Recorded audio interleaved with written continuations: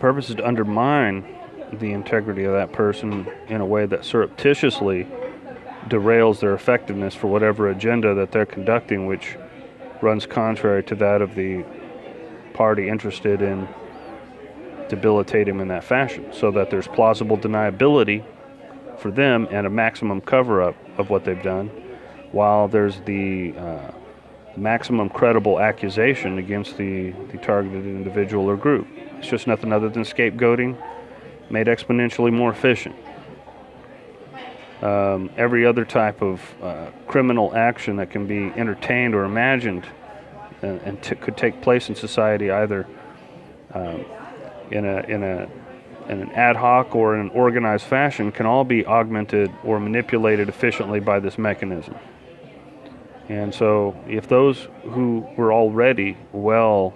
entrenched in the traditions of power mongering had it at their disposal, it's a no-brainer that they would definitely include those armaments into their toolbox.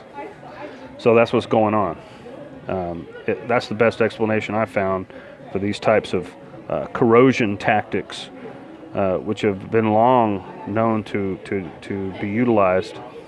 in civil society since its formulation in the form of the constitutional state. And it goes back as far as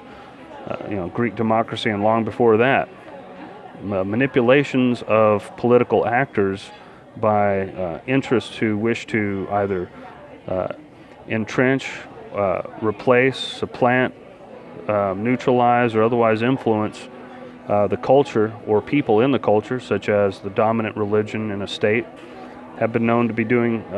these type of character assassinations and manipulations of the state power structure toward that end since ancient times. Without going into various examples or details of that sort for now, it's just satisfactory to me to see that if that had been going on until this point, and then technological improvements were made available, which could be used to augment those same activities, and that same power structure still exists in a continuous lineage since then, which it has, then of course they would be using these systems toward those same ends to augment them. And I'm saying that the augmentation of those processes of manipulation and racketeering, basically, which have been ongoing since ancient times till now, which still take place, affects them to an exponential degree. And so, therefore, an unawareness of this fact causes the impact of these methodologies to take on an exponential greater effectiveness, because the unawareness of these tactics being deployed is precisely the most important factor in their effectiveness in the first place. So if their effectiveness increases in direct proportion, so will it be important for the persons affected to be unaware of their existence. But for that to happen, because of the distortions and the norms which will occur in people's awareness of them, as it were, a scapegoat explanation has to be developed in order to deter people from any likelihood of being aware of the actual cause. So, of course, the pseudoscience of psychiatry has been set up to assist in that matter. Conventional forms of framing and basically setting up people for the sacrificial scapegoat role have all been still kept in full swing, but they have been also augmented and facilitated by these advancements in technology. And besides the directed energy used, which can be used also for the purposes of affecting the body's nervous system and its various tissues for the sake of altering behavior, directly or indirectly, there's no reason to keep looking for dishes over here over and over again. At all. But aside from that, it's been used also for instant communication, and that alone, even just instant communication facilitated by cell phones and smartphones, just totally changes the game of human intelligence operations to an exponential degree. It acts as it can be integrated with commonplace behaviors that have become the new norm in ways that could also act as a cover for further extensions of such activities, such as this vectoring that I've talked about. Vectoring is nothing other than tailing, basically, in one way or another. You can tail someone in front of them, you can tail someone behind them, you can tail someone above them. As long as your position is kept in a constant relation to theirs in terms of your awareness or your proximity, you're tailing someone. Of course, you can tail someone come in the opposite direction, facing them. You can run circles. There are various ways of tailing. You can pass off a mark from one tail to the next, target from one tail to the next, as easily as texting, and as easily as someone being responsive to a text for that purpose. This kind of activity is absolutely evident whenever it's taking place, because there'll be an abnormal behavior in those who are engaged in it, especially if they're not professionals and they're little bitty amateurs that got scraped up off the street, or if they're people who have a motive which is partially dissonant with their sense of conscience and decency, but they've been persuaded by some ad hoc explanation to be involved in that activity. And there have been social experiments which have demonstrated people's gullibility and willingness to be engaged in these activities anyway. One example was a person who was already selected for this experiment and was a witting participant, was going into a supermarket to do some shopping. Someone looking like a spook came up to someone else who was not a witting participant and told them that this person was being observed because of national security reasons, and for the sake of service to the country, would you please follow that person and then steal their purse and then bring it to him. And then this old lady, who looked like she might have been just fresh out of Catholic Mass and would be, would look down on such behavior. That was the whole gestalt that was steaming off of her image. She actually went in and did that because, of course, the witting participant mislaid her purse on purpose, and then it was picked up and brought to the guy. Then she found out that she was just told to do that as part of a social experiment. So, in other words, if you just look at that in a neutral way, either there could be an actual case of that going on with an actual a valid target having something to do with, but why would you pick someone just off the street, right? Yet this person did not have the cognitive wherewithal to ask, why would I be picked up off the street to do this when you just use another agent under your direct control for that purpose? See, the lack of common sense that it takes to fall under that kind of influence is already demonstrated to be present in the typical person. Engaging in a criminal act on the pretext that someone who told you to do it had the authority to do so, and that you would be serving some purpose better than someone trained specifically for that action. Amazing. So imagine how frequently this could take place if, for some reason, rogue elements or unconstitutional and unauthorized elements of our governmental infrastructure decided to partake in such activities to target people for whatever reason, simply because the bottom line paid better than not doing so. It'd be easy to do, and for all the wrong reasons instead of just for an experimental reason. So I posit that this has been going on simply because it's the best explanation for the phenomena that I've witnessed. There's no reason in hell for anybody to be tailing me for any reason whatsoever. Everybody that needs to know, from the president on down, knows who I am, where I am, what I'm doing.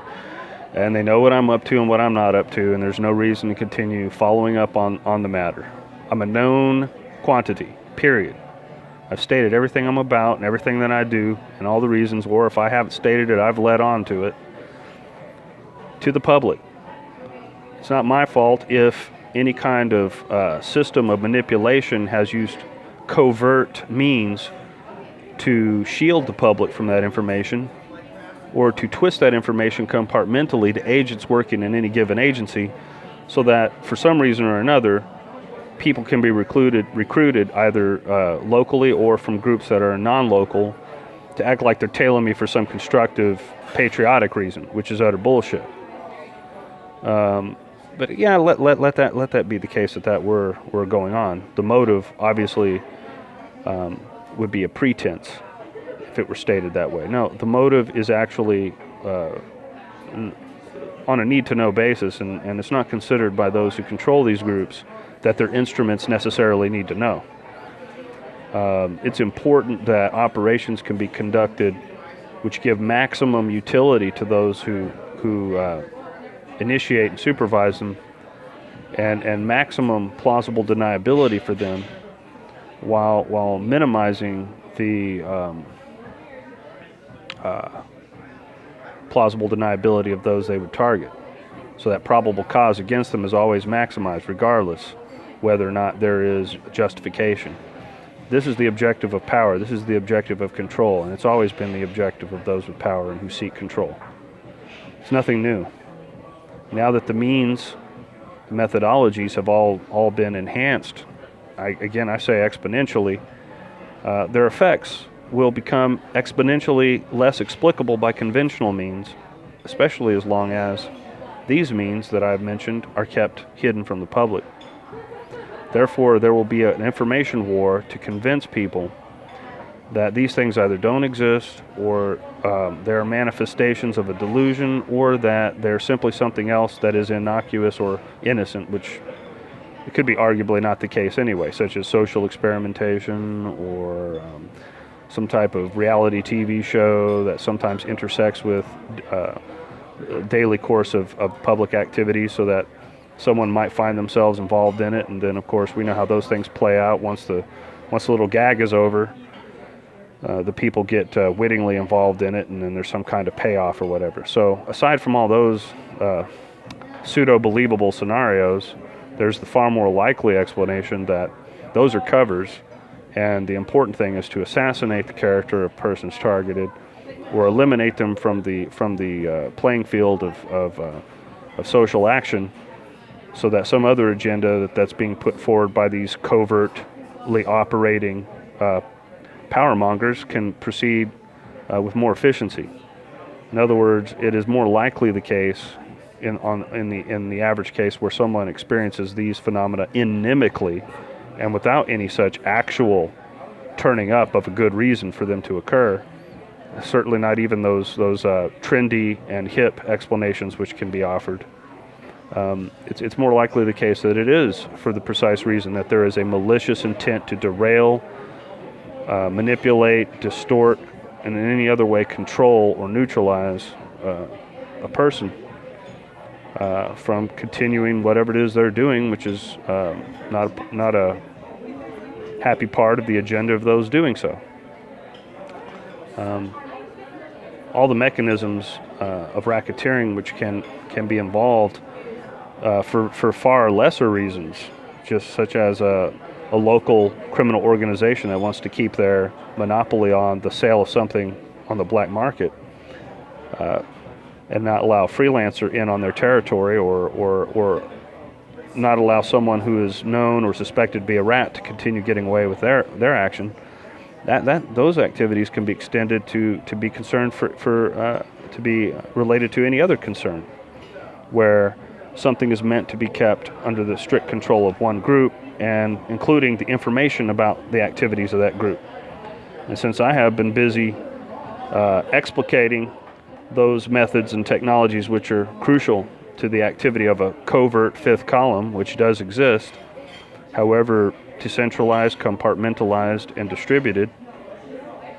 and overlapping it may be with genuine social activities, it's nevertheless therefore only more explicable why these things would be going on and directed at me, as I have explained them, rather than as someone else might try to explain them away. Given that the circumstances that we see in current events involve the distortion of information in order to protect an elite group and its ability to manipulate the media and the culture and human action to their advantage in a way that is a disgraceful mockery of the freedoms and rights and the dignity of man, especially as a citizen of this country, is it's just astronomically absurd compared to the status quo presented in the media and the culture about what's going on. For example, just take the distortions that are being put forth about what news is real and what news is fake by those very elements of the media which are known to be the least reliable sources of information about what's real or fake. And you look at the conduct of those really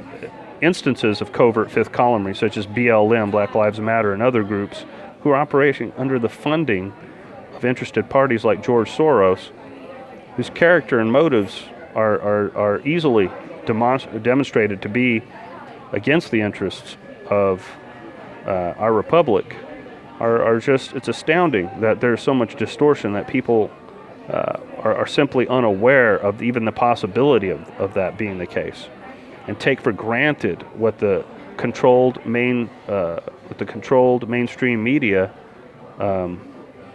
puts out to them. And the internet, of course, I've mentioned this many times before, is not necessarily a reliable clearinghouse of information, not because on it are so many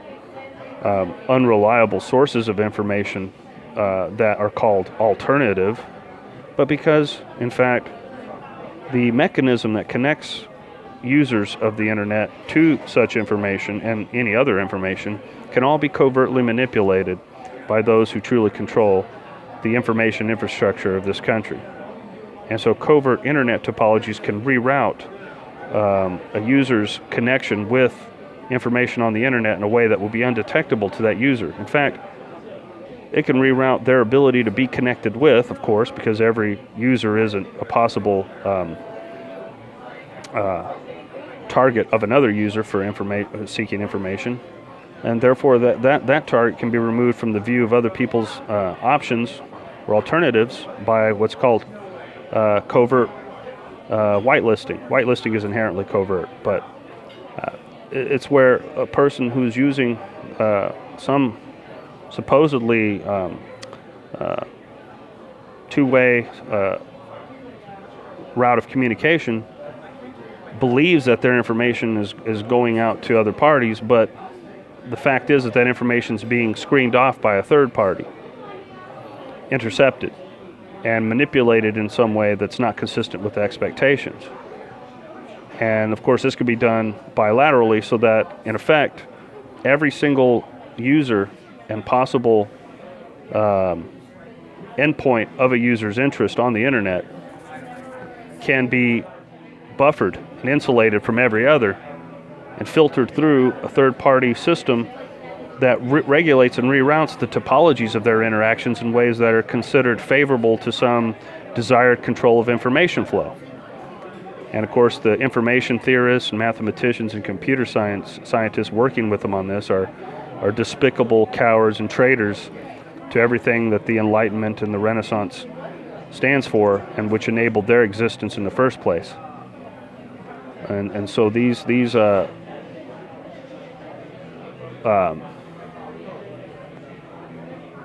I should say whore-like scientists, or scientific whores, I'm not sure how to categorize them, are literally working the internet troll empire so that persons who have statements to make that are contrary to the interests of the status quo of the power mongers covertly in charge of this information clearinghouse, this new Gutenberg press, are able to funnel the interactions of individuals who are targeted that are all a part of the complete set of users of the internet, and all categorized according to various color codings and categorizations of the need to manipulate in various ways, so that they could be funneled into scenarios where an entirely user-specific internet is presented to them, through which their interactions are funneled, only a small subset of which meaningfully reflects the interactions of that particular user with any other user on the internet whatsoever. And this kind of automation, this kind of manipulation has to be, of course, automated, and can easily be automated, because of the mathematical parameters of the internet are such as to be preeminently susceptible to that kind of regimentation. So,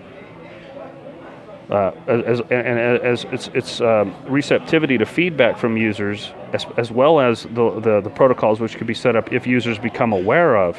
these conditions, and the ways that a sort of a hyper game theoretical approach to neutralizing awareness of them by taking advantage of cognitive dissonance or the ignorance of the users toward the technological and methodological approaches which would enable these covert internet topologies are working very well. And it's amazingly difficult just to become aware of that. Now consider how every single person in society has a dossier and is tagged by these fusion centers, and these are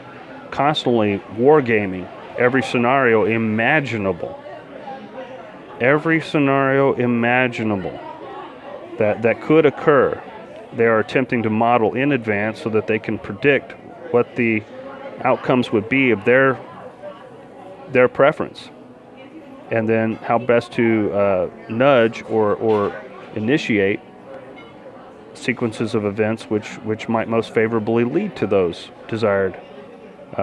those preferred outcomes. This isn't just something that you'd predict based on knowledge of human psychology and the way psychopathic powermongers operate. But if you just had a calculus of power that optimized power toward one group and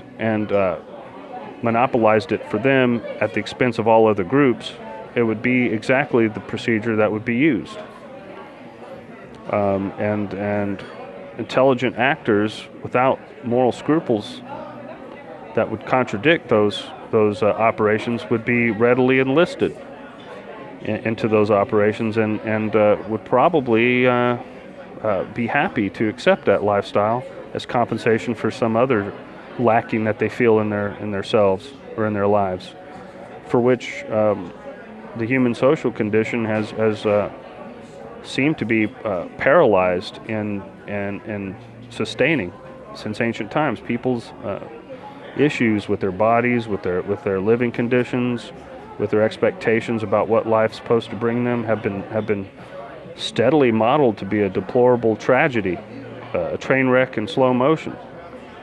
And so taking advantage of that would be the first place to start for such a system of artificially constructed deviation from norms that feeds back into a pseudo status quo of what those norms are,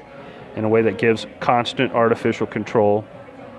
of the input, throughput, and output of human action, which would be the desired goal of any crypto-tyrannical technological power-mongering group. That's exactly what they would want to do. They would want to basically